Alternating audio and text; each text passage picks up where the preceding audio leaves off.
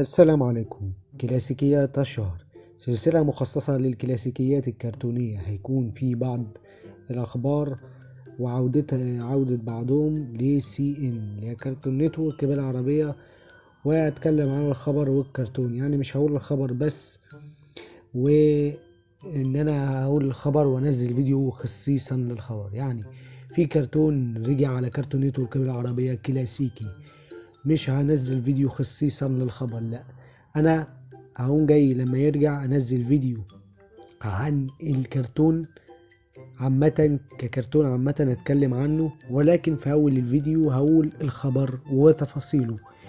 انما الكرتون لما اتكلم عليه ككرتون بعيدا عن الخبر هتكلم فيه في الجزء الثاني من الفيديو.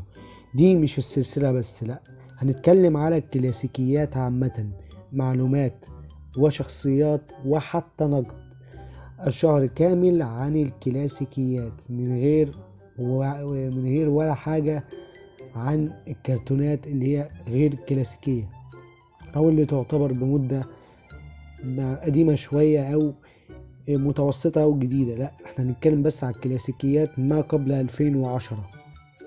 وكمان تكون الكرتونات الأخرى غير اللي اتعرضت على كرتون نتورك بالعربية. السلسلة مش خصيصا لكرتون نتورك بالعربية، السلسلة عامة هتكون لأي كرتون في المطلق، القرن الماضي القرن الحالي أيا كان.